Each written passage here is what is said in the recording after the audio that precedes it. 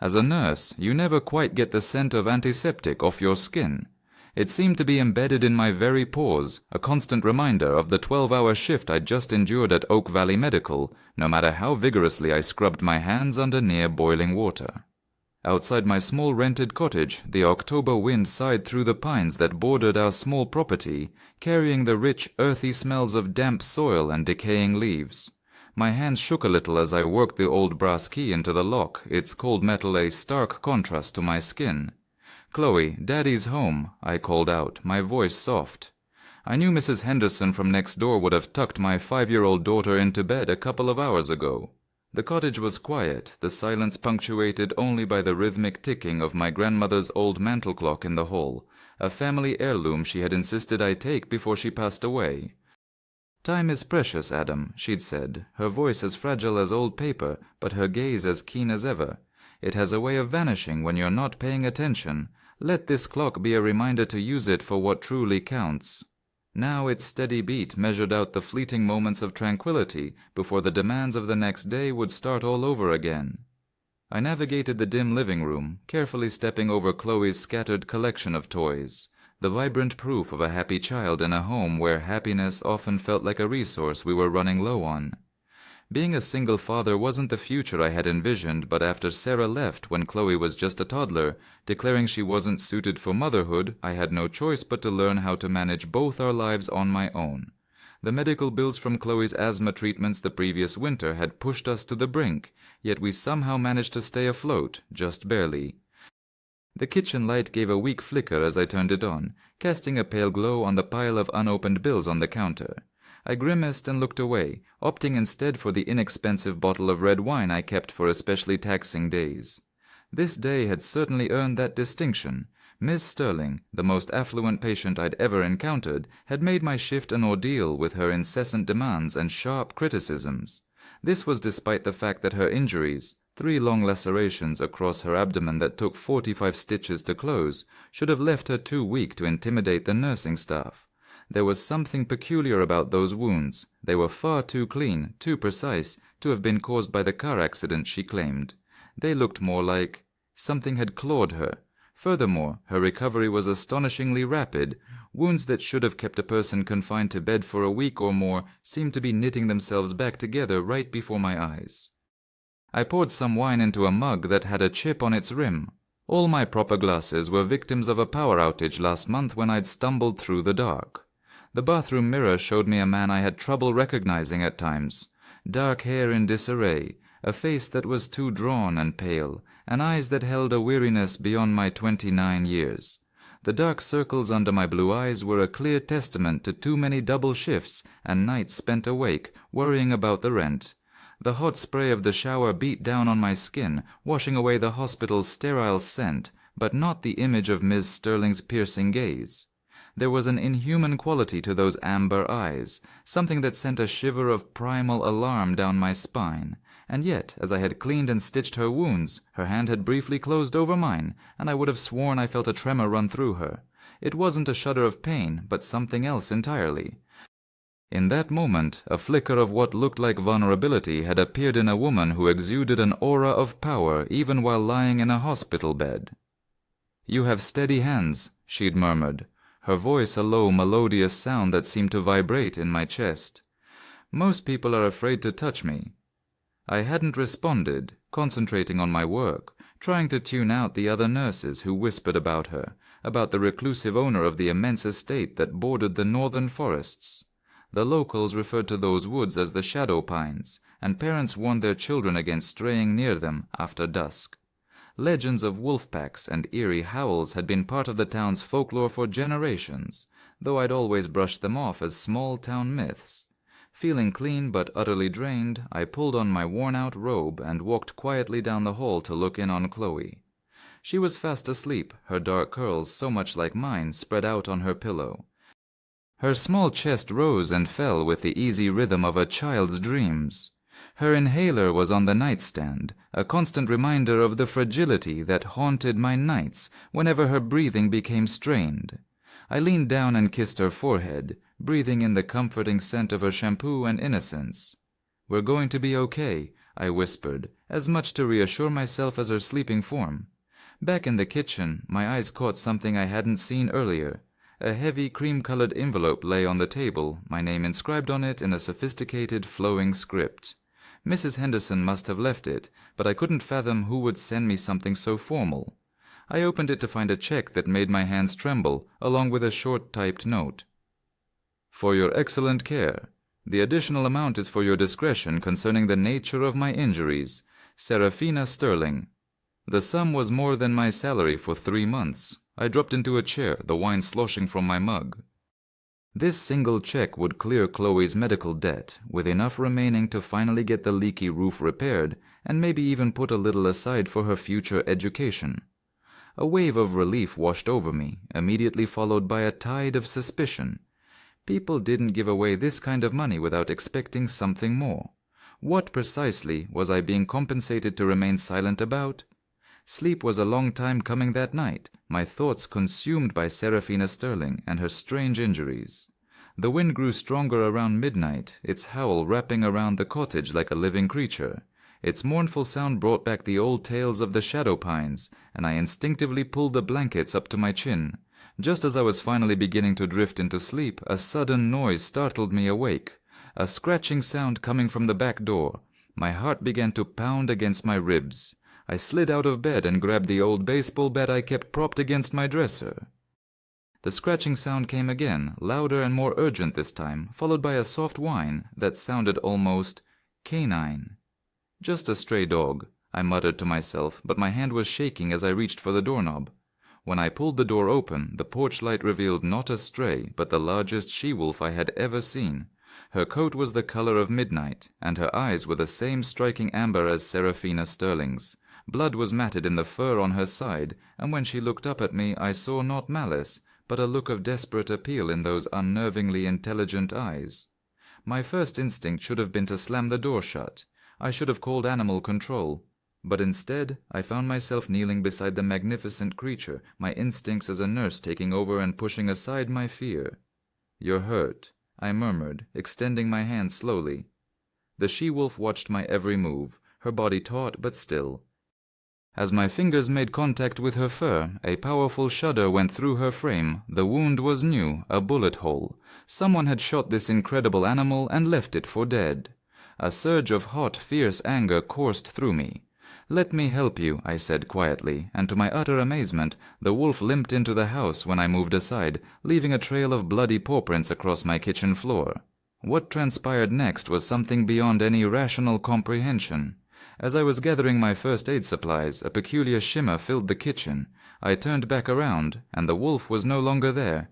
Standing in its place, naked and bleeding from a wound in her side, was Seraphina Sterling. I dropped the roll of gauze, my mouth hanging open in a silent scream. She held up a hand, her amber eyes filled with a pleading look. "Please," she rasped. I had nowhere else to turn. The world seemed to spin on its axis, the fabric of reality unraveling before my eyes. This was impossible. Women didn't transform into wolves. Wolves didn't transform into women. And yet the proof was standing right in front of me, as undeniable as it was unbelievable. "You're—" I couldn't bring myself to finish the sentence. "Yes," she said, her voice strained with pain. "And now you understand why I required discretion about my injuries." My grandmother's clock continued its steady ticking in the hallway, marking the seconds of this new, impossible reality. I should have been terrified. Instead, a strange sense of calm washed over me, the same focused mindset that always guided me during medical emergencies. "Sit down before you fall over," I instructed, pointing to a kitchen chair, "and for heaven's sake use this." I tossed her a dish towel to cover herself. As I cleaned and dressed her wound, a bullet had grazed her side, a serious injury for a human, but evidently less so for whatever she was. A torrent of questions flooded my mind. I held them back, focusing on the immediate task, just as I had done at the hospital. Her skin was feverishly hot to the touch, her muscles tightening whenever I made contact. "Why did you come to me?" I finally asked as I secured the last piece of tape on the dressing. Her amber eyes locked with mine, and I saw something ancient and wild in their depths. "Your hands," she said simply. "They don't tremble when you touch me, even now that you know what I am." "And what is that, exactly, Miss Sterling?" A faint smile touched her lips, softening her severe features and making her look almost youthful. "Serafina, please. And I believe you've figured it out. Werewolf sounds so theatrical. We call ourselves shifters." She winced as she tried to sit up straighter. "And I'm not just any shifter. I am the Alpha Queen of the Northern Territories, which means the attempt on my life tonight was an act of war." The casual way she spoke of territories and acts of war sent a chill down my spine. "War? Against whom? The Southern Pack has been encroaching on our territory for several months. Tonight's ambush confirms our suspicions. They're making a play for control." I shook my head, trying to make sense of this hidden world that had just violently intersected with my own. "And what does any of this have to do with my daughter and me?" Her expression grew somber. "By aiding me, not once, but twice, you have unintentionally aligned yourself with the Northern Pack. In the view of my enemies, that makes you—" She paused. "Makes me what?" "A target." The word hung in the air, thick with dread. My thoughts immediately went to Chloe, sleeping soundly down the hall, completely unaware that her father had just embroiled them in a supernatural conflict. "You have to go," I said, my voice sharp with a sudden surge of fear. "Right now." Serafina stood, her height making her seem even more imposing. Even wounded, she radiated an aura of power and command. "It's too late for that, Adam. They will have followed my trail here. My scent is all over your home now." "Then what are we supposed to do?" Panic was rising in my throat. "My pack is on its way. They will establish a protective cordon around your house until I can escort you and your daughter to a secure location."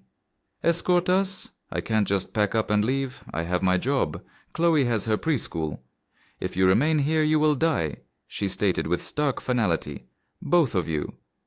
A small, sleepy voice drifted from the hallway. "Daddy, who are you talking to?" Chloe was standing in the doorway, rubbing her eyes and clutching her well-loved stuffed rabbit. Her gaze shifted from me to the half-naked stranger in our kitchen, a look of confusion on her face.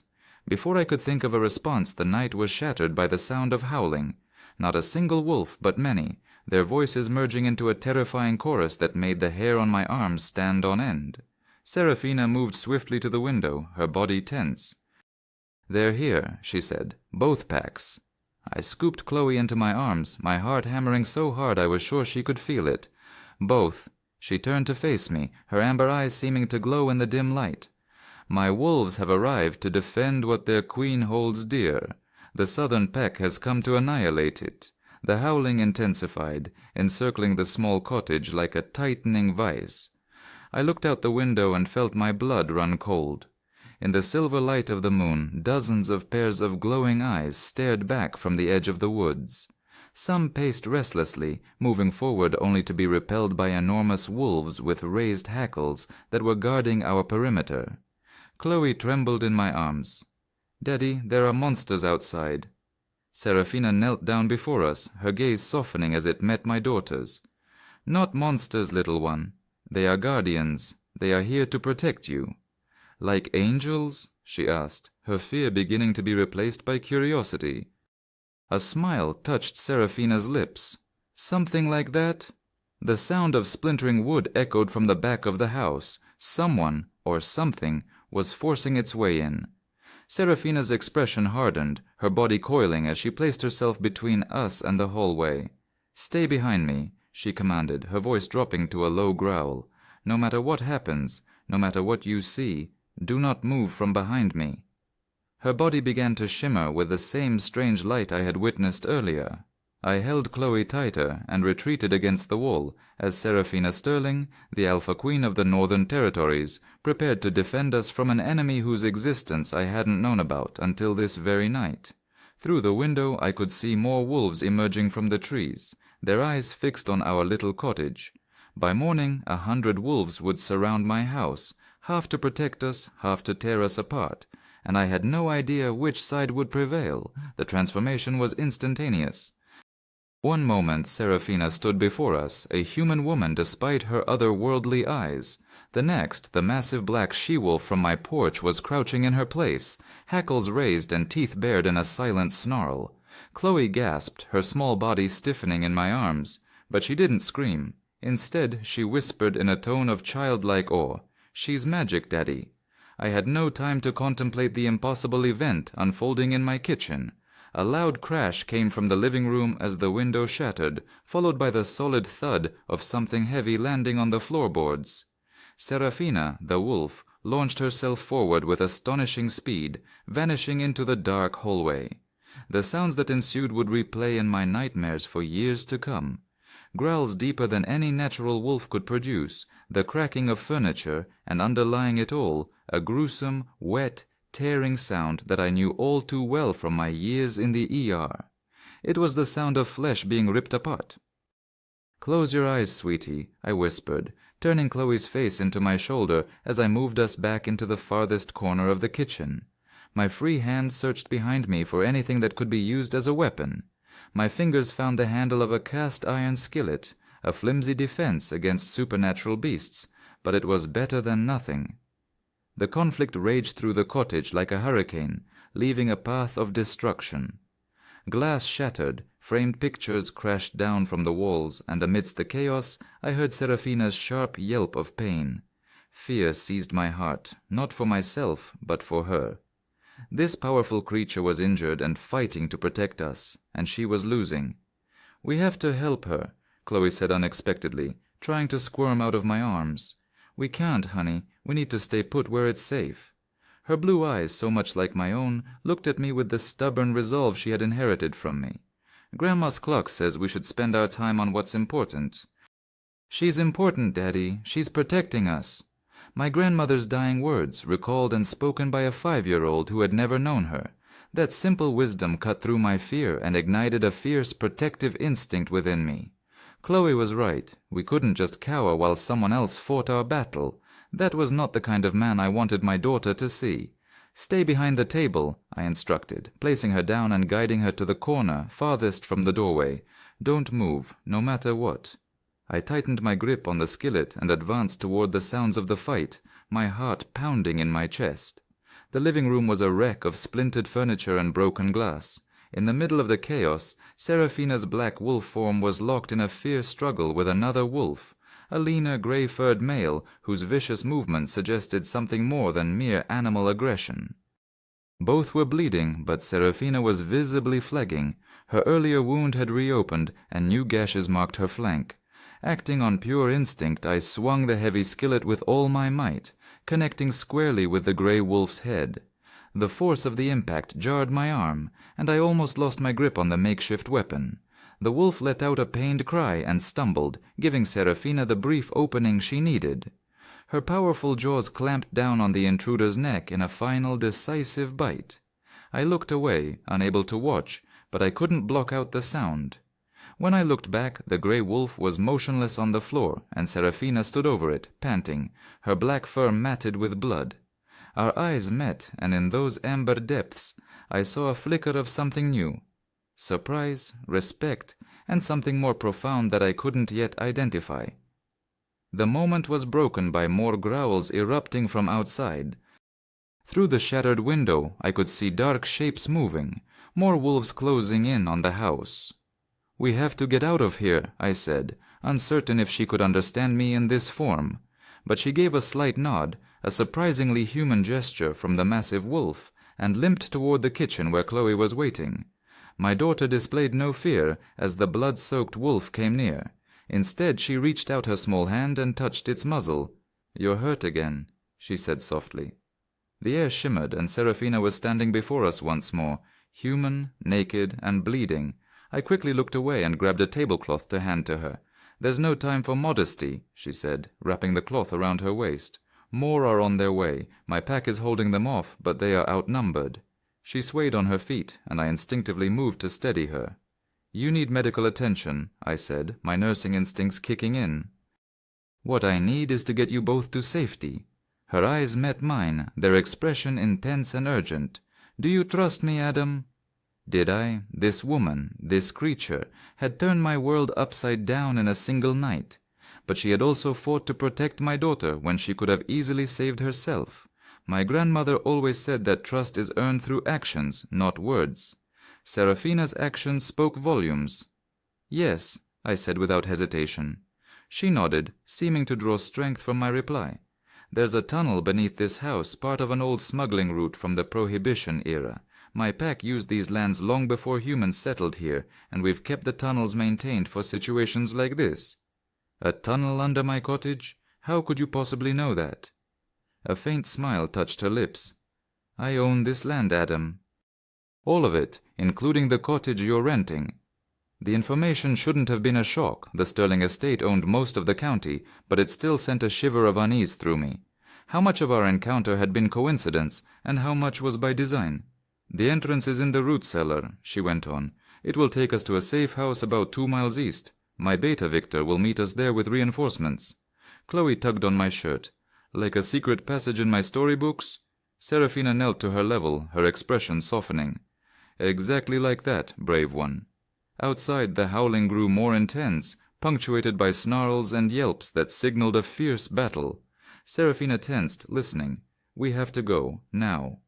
I grabbed Chloe's inhaler and my grandmother's clock, the only 2 possessions I couldn't stand to lose, and followed Serafina to the small door beside the pantry that led down to the root cellar. I had generally avoided the damp, musty space, using it only to store holiday decorations and old kitchen gadgets. Serafina pushed aside a pile of boxes to reveal a trapdoor in the dirt floor.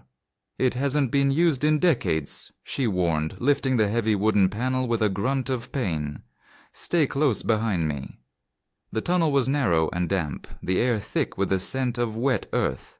Serafina took a small flashlight from a hidden alcove near the entrance, its weak beam cutting a small circle in the oppressive darkness. "What about your injuries?" I whispered as we moved deeper into the passage, the sounds of the fight slowly fading behind us. "They'll heal," she said curtly. "Faster than a human's, but not fast enough." Blood was still oozing from the lacerations on her abdomen, leaving a trail that made my stomach churn with worry. "And the one you killed?" Her shoulders tensed. "An assassin from the Southern Pack." "The first of many, I suspect." Chloe walked between us, holding my hand with one of hers and clutching her rabbit with the other. The absolute trust in her eyes as she looked up at Serafina made my throat feel tight. Children perceive the truth in people in ways that adults have forgotten, my grandmother used to say. Chloe saw something in this dangerous woman that earned her trust, despite the violence she had just witnessed. "Why are they hunting you?" I asked, keeping my voice low.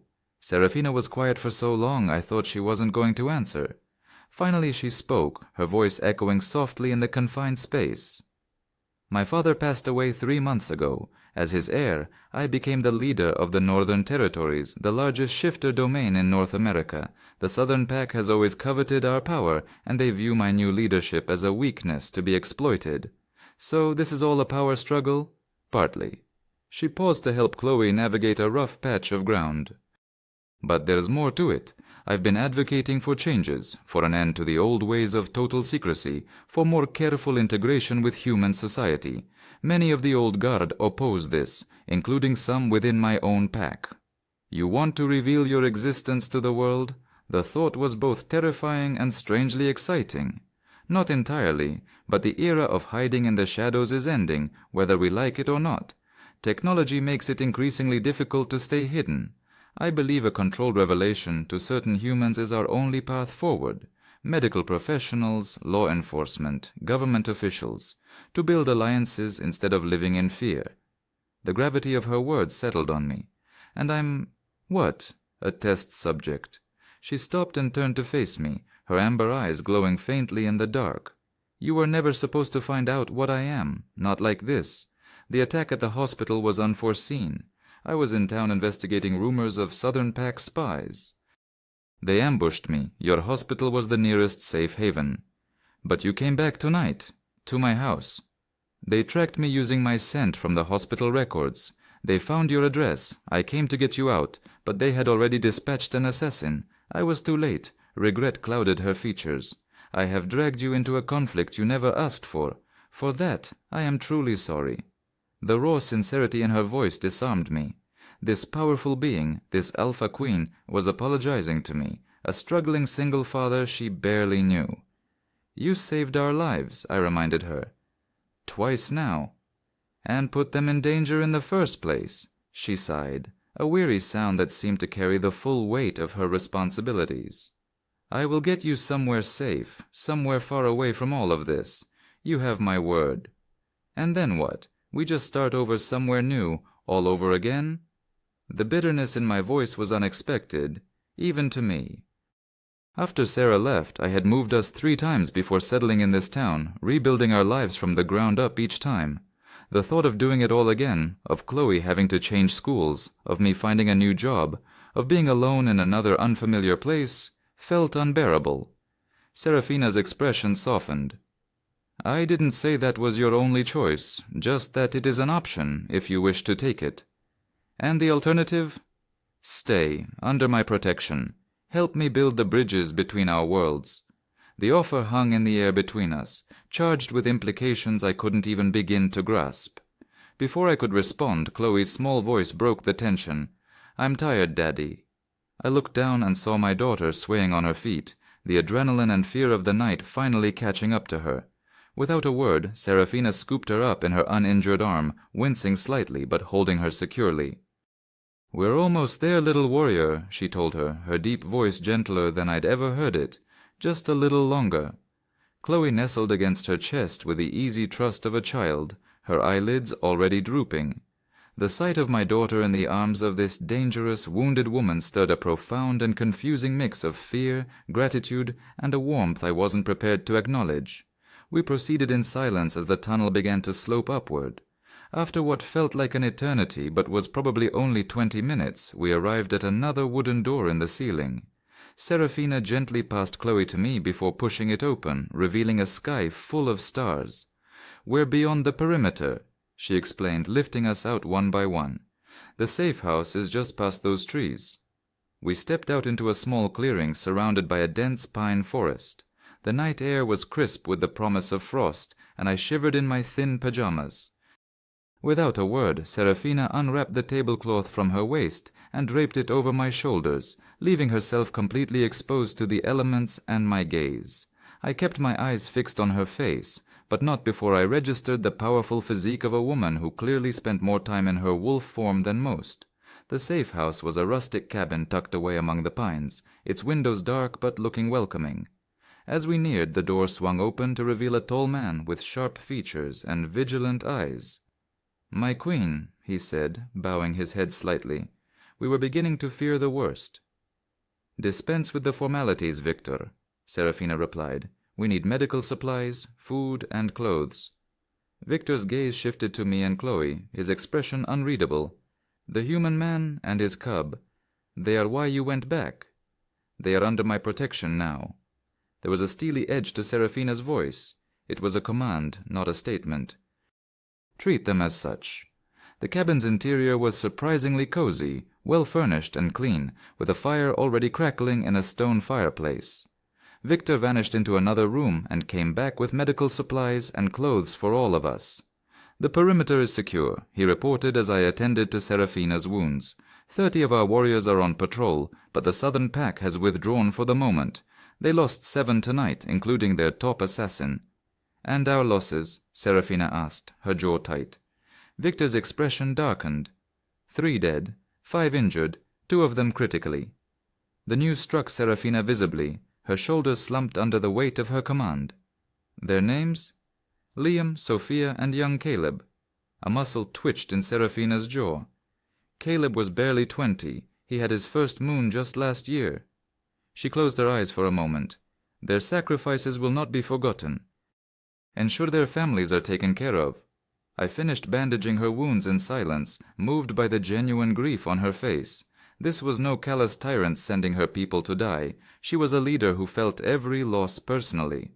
With Chloe now sleeping soundly on a small cot in the corner, despite the night's chaos, I finally let my own exhaustion wash over me. I sank onto the couch, the events of the past few hours hitting me like a physical blow. "You should rest," Serafina said, her voice gentle. "You're safe here for now." "For now?" I repeated. "But this isn't over, is it?" She sat down beside me, careful to leave a respectful space between us. "No, the southern pack will regroup, and now they know my weakness." "What weakness?" Her amber eyes met mine, intense and unguarded. "You, Adam. You and your daughter. They have seen that I place value on human lives. Your lives, specifically. In their world, that makes me unfit to be their leader.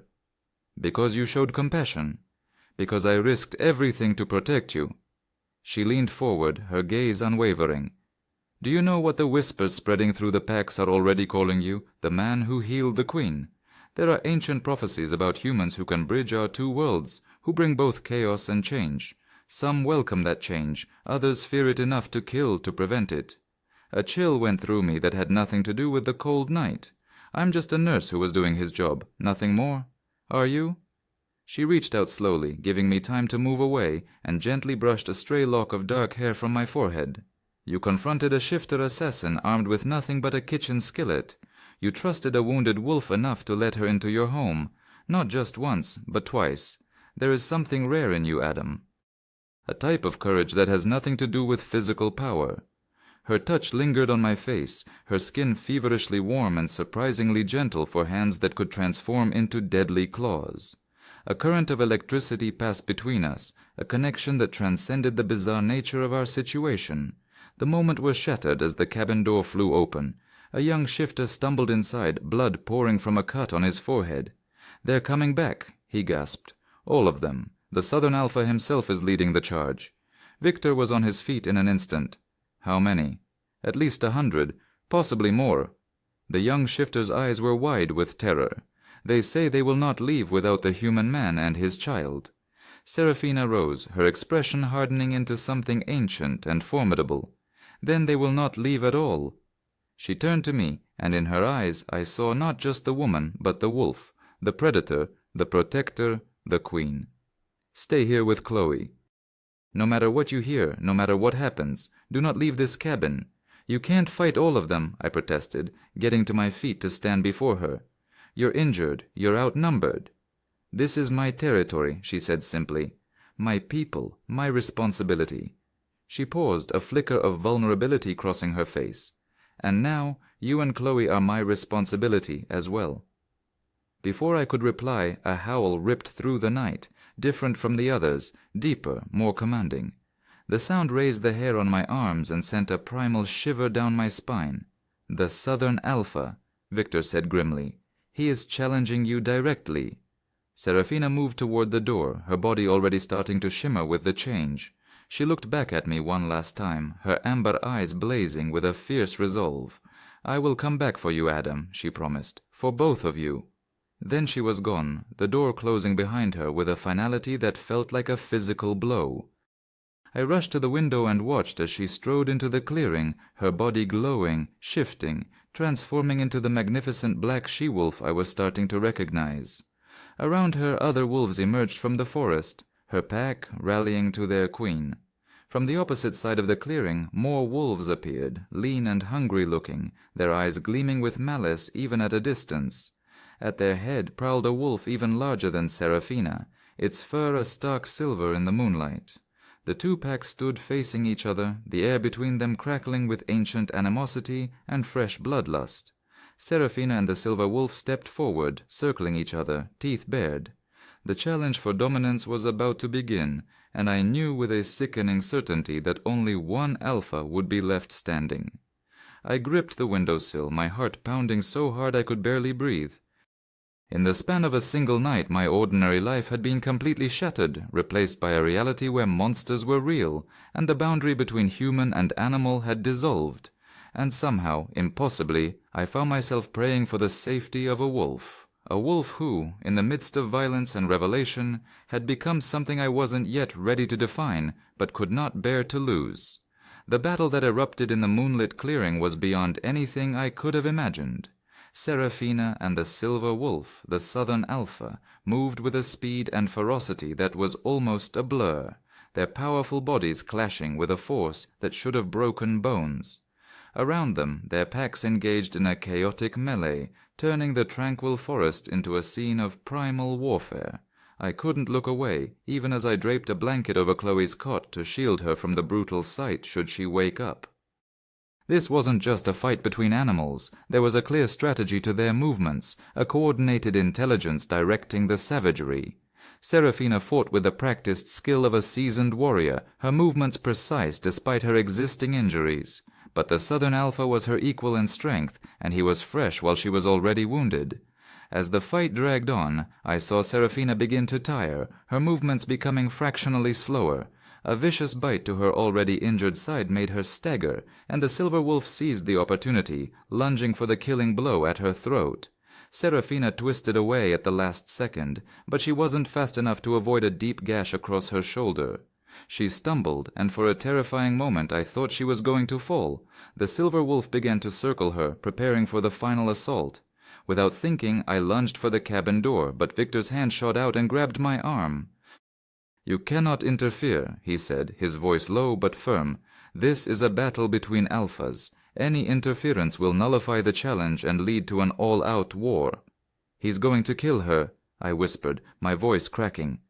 Victor's grip tightened.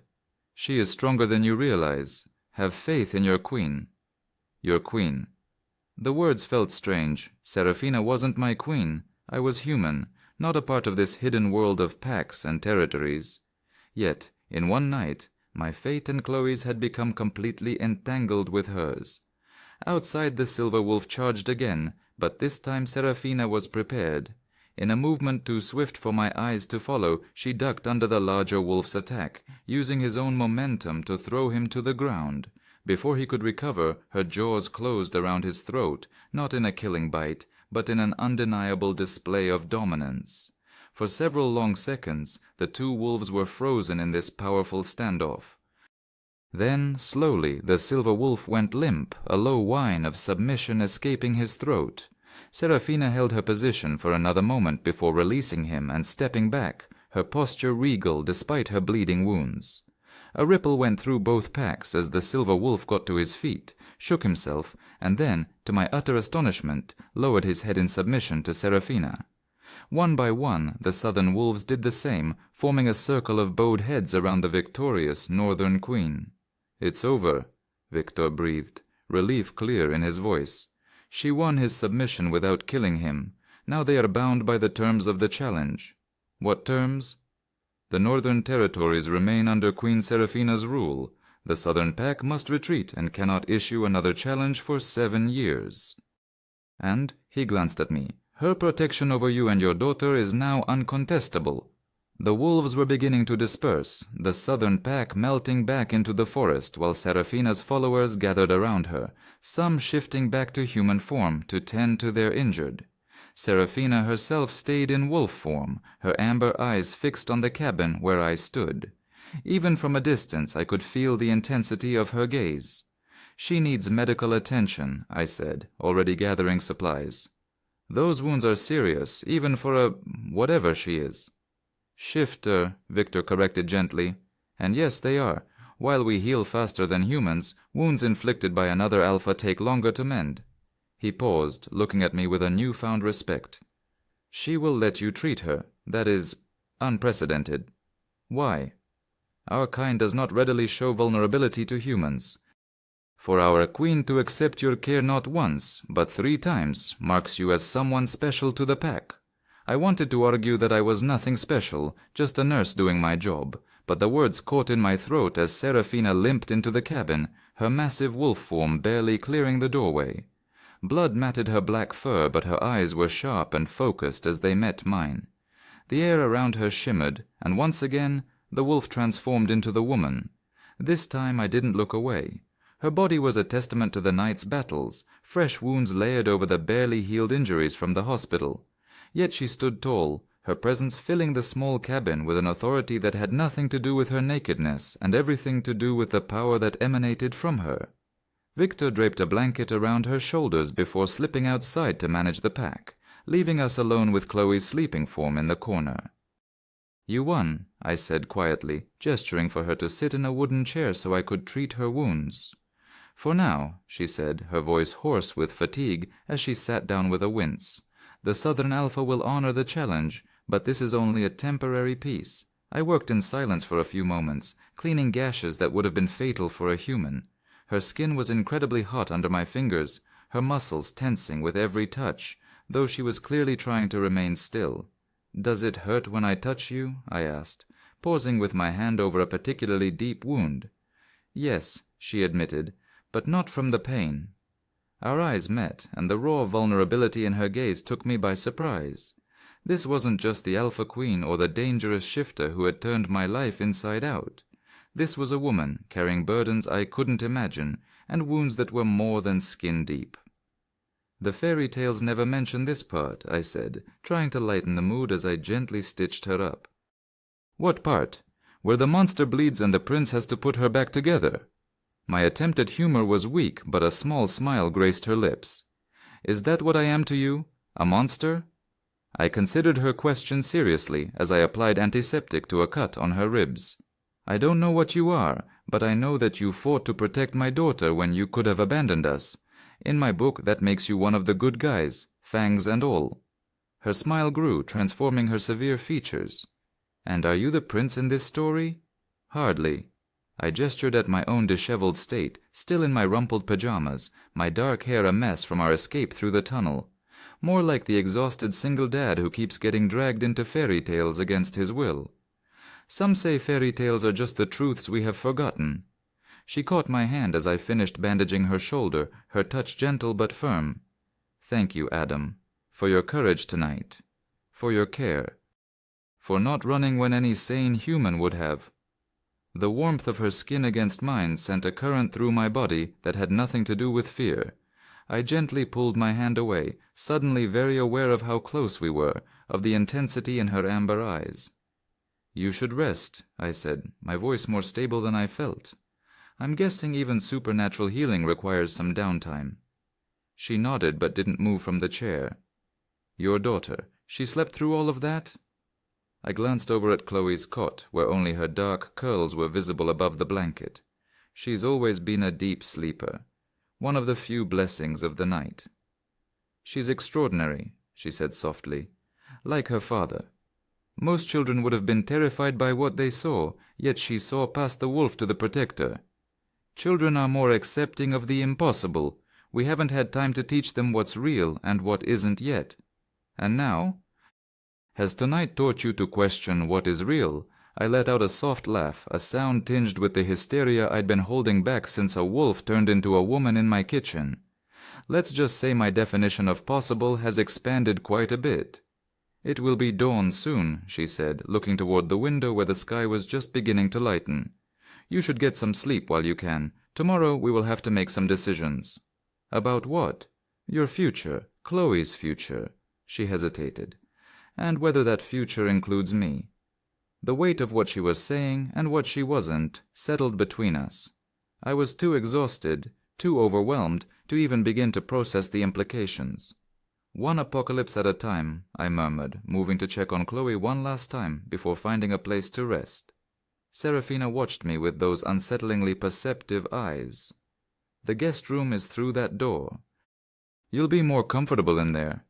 The thought of a real bed was tempting, but I shook my head. "I need to stay where I can see Chloe." I settled on the couch, pulling a throw blanket over myself. "What about you? Where will you sleep?"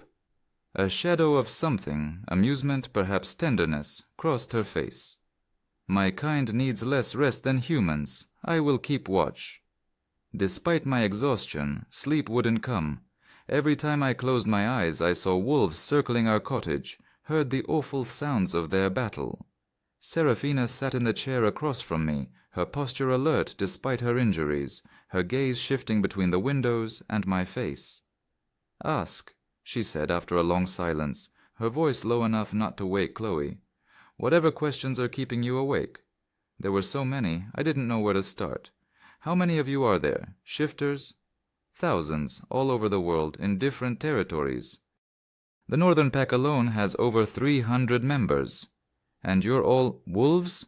She shook her head. "Wolf shifters are the most common in North America, but there are other kinds, large cats, bears, even birds of prey in some regions. Each has its own culture and hierarchy." "And you're their queen? All of them?" "No, only the Northern Territories, the largest wolf shifter domain on the continent. It stretches from the Canadian border down through this state and west to the mountains." I tried to comprehend the scale of what she was describing, an entire hidden society existing right alongside our own. How have you stayed a secret for so long?" "Carefully," she said with a wry smile. "We live among humans, but we maintain our own communities in less populated areas. Most shifters can pass for human when necessary. We have jobs, get educations, even have relationships. But our true lives, our pack bonds, stay hidden. Until now." Her expression turned serious. "The old ways are failing us, Adam.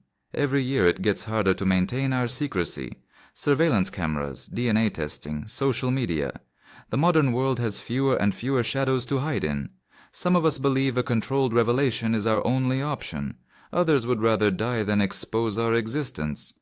And that's what tonight was about, this war. Partly." She shifted, wincing as the movement pulled at her wounds. "The Southern pack adheres strictly to the old ways. Isolation. Aggression toward any human who learns our secret. Absolute adherence to tradition.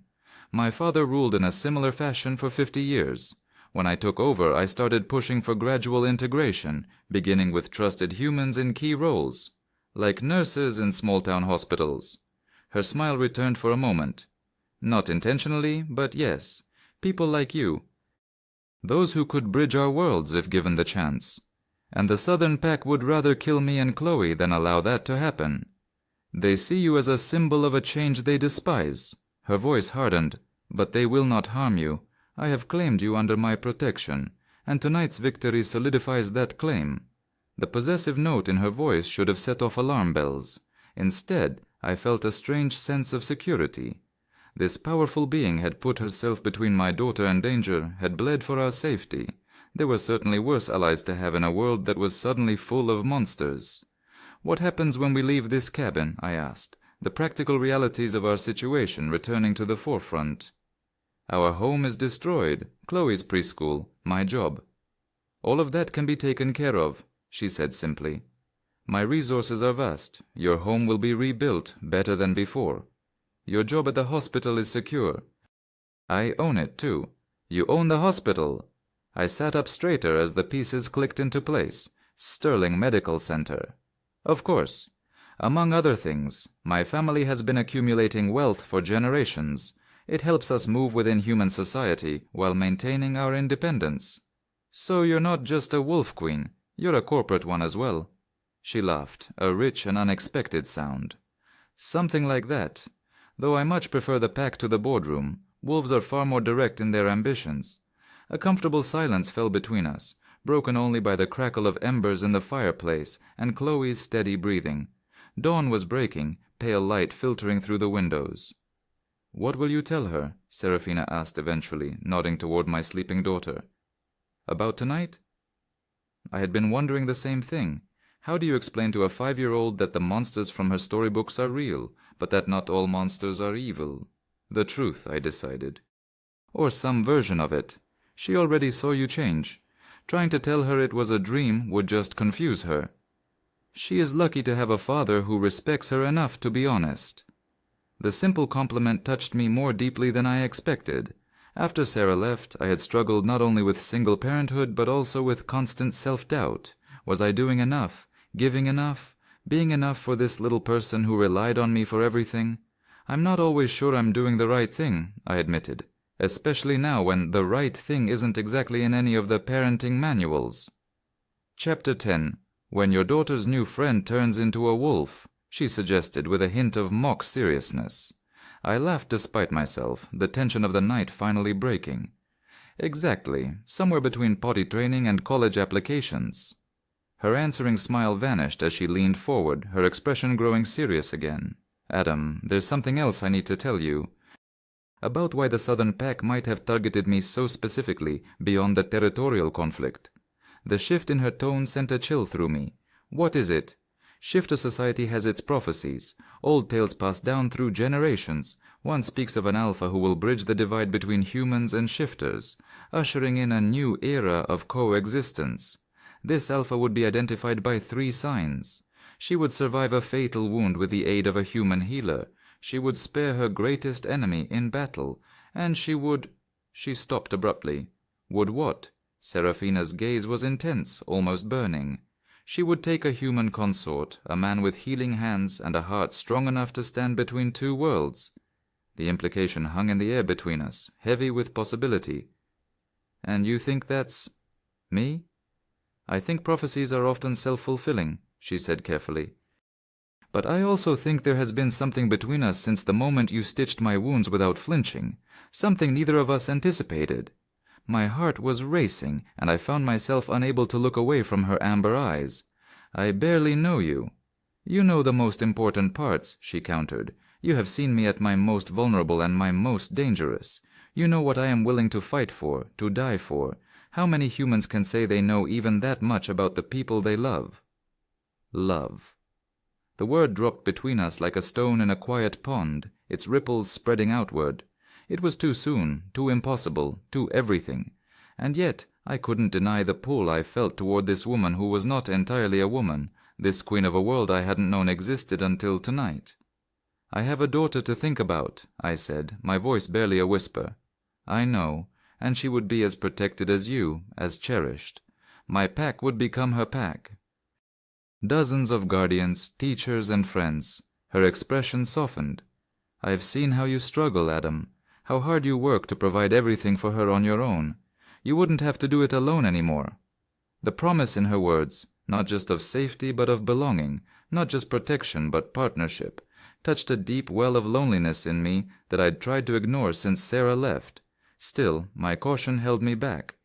This is a lot to process. Of course. She nodded, respect in her eyes. I don't expect an answer now, or even soon. I only wanted you to understand why the Southern Pack views you as so significant, and why I do as well, though for very different reasons. Before I could form a response, a soft noise from the corner caught our attention. Chloe was sitting up, rubbing her eyes sleepily. "Daddy, is it morning?" I moved to her side, smoothing down her tangled dark curls. "Almost, sweetie. Did you sleep well?" She nodded. Then her gaze shifted past me to Serafina, her eyes widening as the memories of the night returned. "You're the wolf lady," she said with the simple directness of a child. "The one who saved us from the bad wolves." Serafina smiled, the expression transforming her severe features into something gentle. "That's right. My name is Serafina." "Are you still hurt?" she asked, looking at the bandages visible above the blanket around Serafina's shoulders. "A little. But your daddy has very healing hands." Chloe beamed at me with pride. "Daddy fixes everyone. That's his special power." "A very important power," Serafina agreed, her eyes meeting mine over Chloe's head. Chloe climbed into my lap, her small body warm and solid, the center of my universe. "Are the bad wolves gone now?" "For now," I told her honestly. "Serafina made them go away." She considered this, her young face serious. "But they might come back." "They might," Serafina answered, matching her directness. "But I promise they will not hurt you or your father. My pack, my family will make sure of it." "Because you're the Queen Wolf," she stated with certainty. Serafina looked surprised, then she laughed. "Yes, I suppose I am." "In my storybook, the Queen always protects the kingdom," she informed her solemnly, "and the king helps her." I felt a warmth rise in my cheeks at her innocent remark. "Chloe." "It's true," she insisted. "Queens need kings to help them do the right thing. That's what Mrs. Henderson says when we read fairy tales." Serafina's expression was carefully neutral, but I saw the amusement glinting in her eyes. "Mrs. Henderson sounds very wise." A knock on the door interrupted the increasingly awkward conversation. Victor entered, his face grim despite the victory. "My queen, we've received reports from the scouts. The Southern Pack has withdrawn past the territory lines, as agreed, but they left something behind." He hesitated, glancing at Chloe. "Something you need to see." Serafina rose, the blanket secured around her waist. "Stay here," she told us. "I will be back shortly." After she had gone, Chloe turned to me with wide, serious eyes.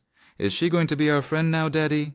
Friend seemed like too small a word for the woman who had bled to protect us, who had spoken of prophecies and consorts and pack bonds. "I think so, sweetheart. Would you like that?" She nodded enthusiastically.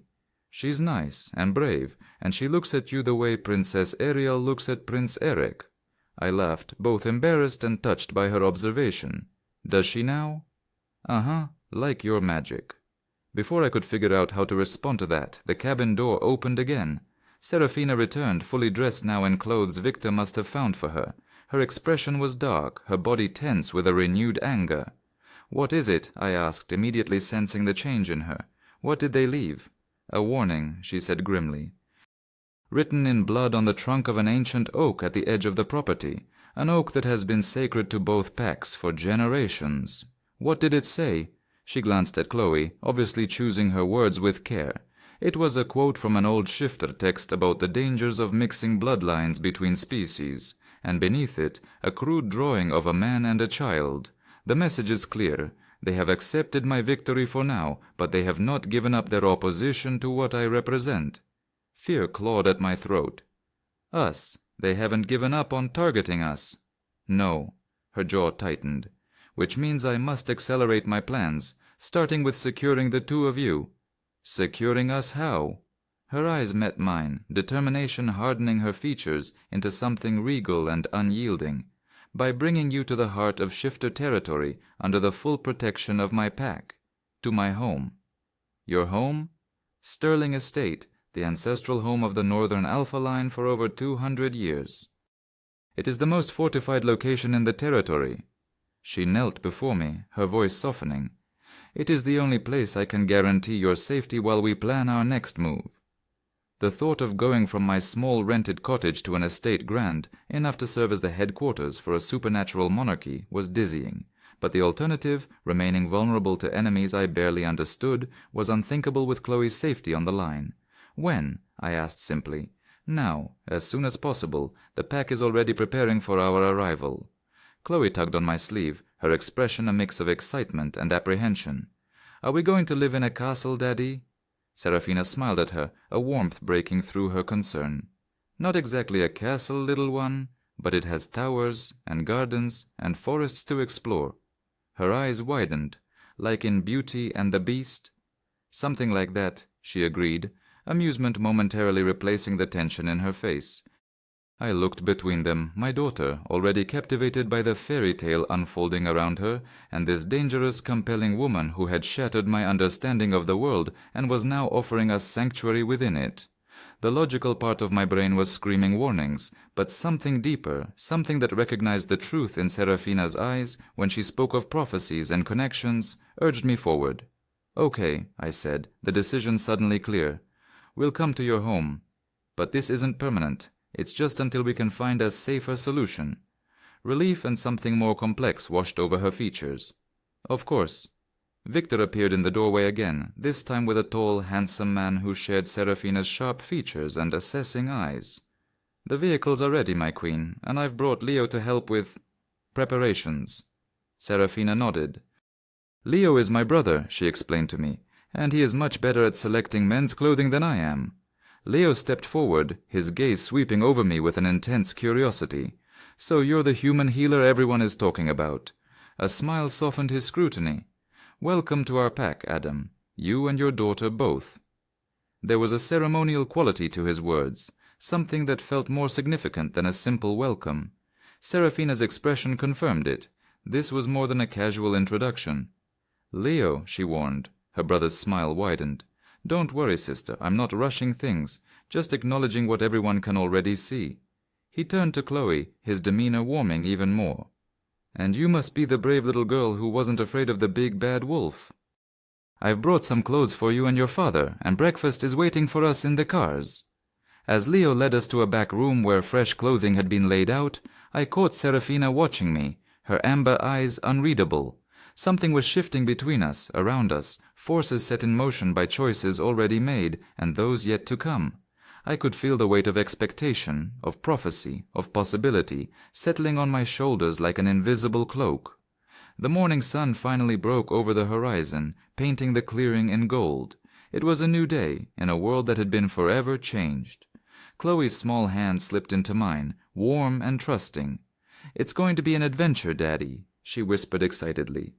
Looking into Serafina's eyes across the room, at the promise and the danger they held in equal measure, I could only agree. Yes, honey.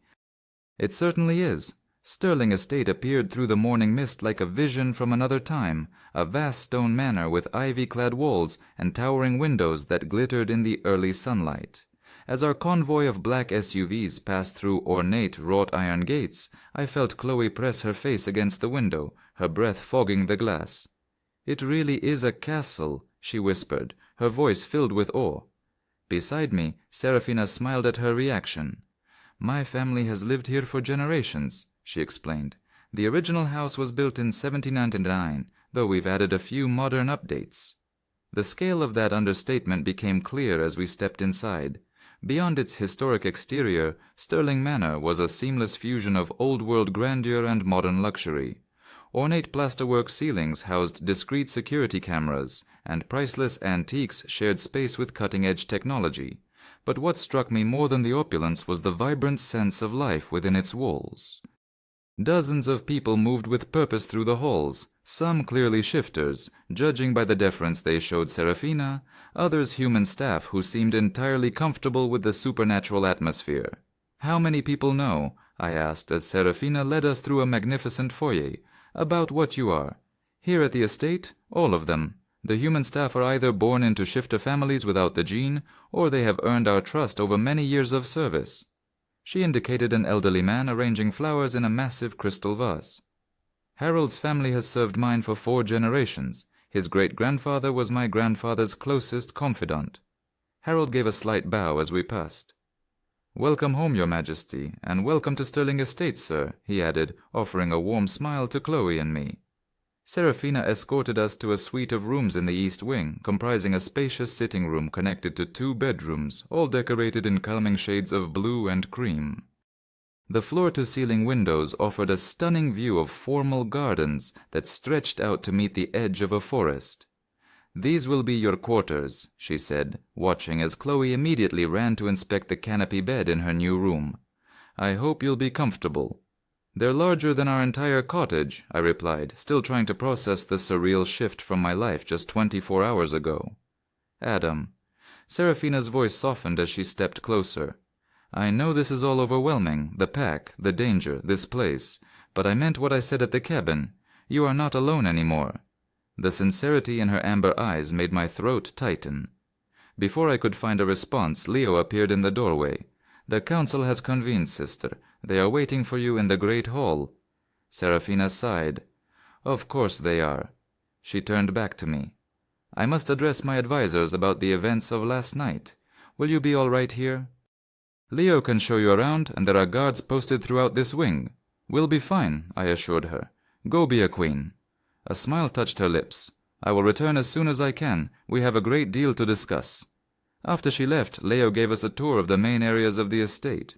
The bustling kitchens where chefs prepared meals at all hours, the immense library filled with thousands of books, including rare volumes on shifter history, and the beautiful gardens where Chloe could play safely within the protected grounds. "She's never brought humans here before," Leo commented as we watched Chloe chase butterflies in a sun-drenched courtyard. "Not like this." "Like what?" His knowing smile was uncomfortably similar to his sister's. "Under her personal protection. In the family wing." He hesitated. "Rumors are spreading through the pack about the prophecies being fulfilled." Serafina mentioned something about that. "Did she tell you all of it?" "About the Alpha and her human consort?" I nodded, feeling a flush of embarrassment. "She said prophecies are often self-fulfilling." "True, but sometimes they are simply destiny revealing itself."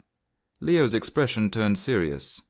"My sister has never looked at anyone the way she looks at you, Adam, not in all her 36 years. I was struggling to find a reply when Chloe ran over to us, her small fist full of wildflowers. "Daddy, look what I found. Can I put them in our room?" "Of course, sweetheart." I smoothed her dark curls, grateful for the interruption. Later that evening, after Chloe was fed and tucked into her grand new bed, I stood by the window, watching the moon rise over the forest. The events of the past day replayed in my mind. The wounded wolf on my doorstep, the battle at the cottage, Serafina's revelation about prophecies and consorts. A soft knock on the door pulled me from my thoughts. Serafina entered, having changed from the formal attire she had worn for the council meeting into simple dark pants and a grey Henley that did nothing to hide her commanding presence. "Is your daughter asleep?" she asked, joining me by the window. "Completely. Today was a lot for her to take in. And for you?" I turned to face her. "I keep expecting to wake up and discover this was all just a very strange dream. And if it isn't?" Her eyes searched mine. "If this is your reality now?" The question, with all its implications, hung between us. Through the window, the moon cast its light on the gardens, where shifters in both human and wolf form patrolled the grounds. Beyond them lay a world I thought I had understood, a life I had carefully built for Chloe and myself, a modest life, but it was ours. And here stood this woman, this queen, offering something I had never dared to imagine: protection, belonging, and perhaps even love. "I'm afraid," I admitted, the confession barely a whisper. "Of me."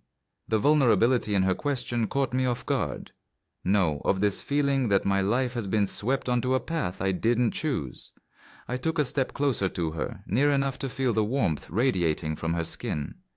"But I'm also afraid that I would choose it anyway if I had the chance." Her hand came up to cup my cheek, her touch fever-warm and gentle. Some choices are made in our hearts long before our minds can accept them. As her lips met mine, the last remnants of my old reality dissolved. This kiss held no uncertainty, no hesitation, only a profound sense of recognition, as if a part of my soul had been waiting for this moment without my knowledge. Her arms wrapped around me, strong and secure, and I felt something click into place inside me, a piece I hadn't even realized was missing. When we finally broke apart, Serafina rested her forehead against mine. "Stay," she whispered, "not just until it's safe. Stay and help me build a bridge between our worlds. Stay and be my king, in more than just Chloe's fairy tales." Outside, a chorus of howls rose from the forest, not a threat this time, but a welcome, a song of homecoming, of belonging. And standing there in the circle of Serafina's arms, with my daughter sleeping safely in the next room, I found my answer in the steady beat of her heart against mine.